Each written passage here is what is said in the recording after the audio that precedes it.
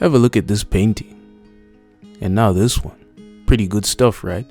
Surely, the man behind this must be a nice, accomplished painter who lives a satisfying and harmless life. Okay, let me just cut to the point. Hitler made these. Yeah, I know this is pretty much a topic that's been beaten to death, but I'll add my 2 cents in that nobody asked for anyways.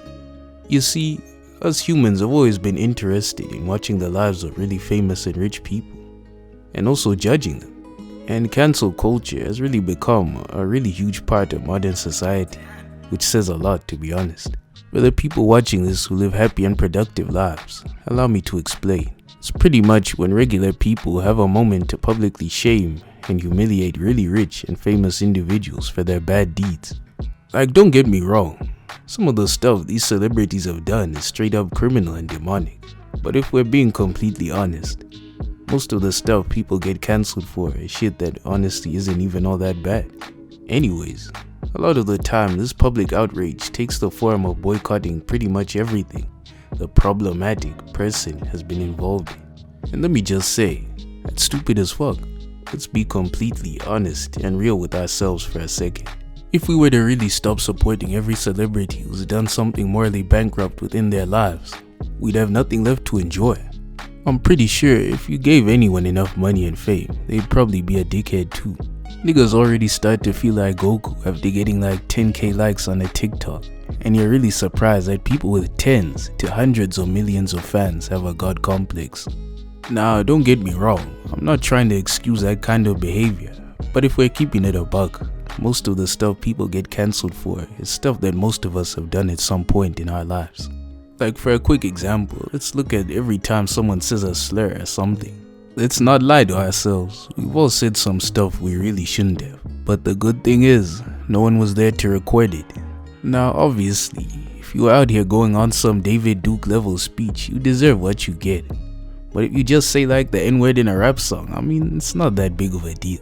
Like, if we were to really try and cancel every white person who's ever said the N-word, there would be damn near no white people safe. If we had complete access to the past activities of anyone, who knows what we would find out. Bro, we all know that if the group chat ever got leaked, we're serving 50 life sentences each. Like, even just look at Will Smith.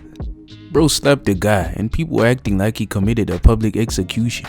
Bro's been banned from the Oscars for like 10 years and blacklisted by every other movie studio. Bro, they even cancelled Bad Boys 4?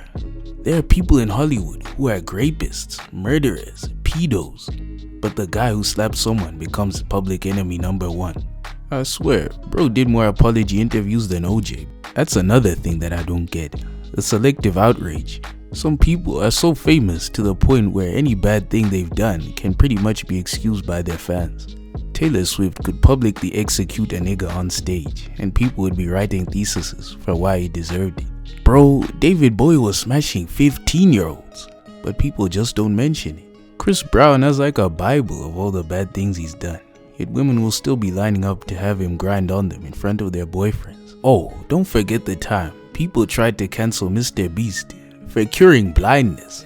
Even Jesus wouldn't be safe in the modern era, fam. Also, you can't tell me attractiveness doesn't play even a little bit of a role in all this. Bro, that Minecraft YouTuber guy who got cancelled for dating a 17-year-old when he was 19 wouldn't have had that shit happen if he looked like this. There's lists of celebrities and other famous people who just get away with stuff that's like war crime level just because no one cares enough. And aside from that, the art and the artist are two completely different things anyways. Just because the guy behind something is bad, it doesn't mean that the art they made even supports what they did. Like, did Michael Jackson touch those kids? I don't know. But I do know that Pretty Young Thing goes harder than Johnny Sins. I don't know if you guys could tell, but I'm a fan of Kanye. After watching him act a fool for the past few years, I can say that it hasn't affected how I listen to his music whatsoever. It's just put a few things in context. Bro blessed the world with graduation and people still have the audacity to hate him. To conclude, obviously some celebrities need to be sent to the eternal flames for what they've done. But it doesn't take away from the art they've made for the people to enjoy. But like, I can't be the only one who can't watch Star Wars the same without knowing that Liam Neeson would have hate crimed Mace Windu.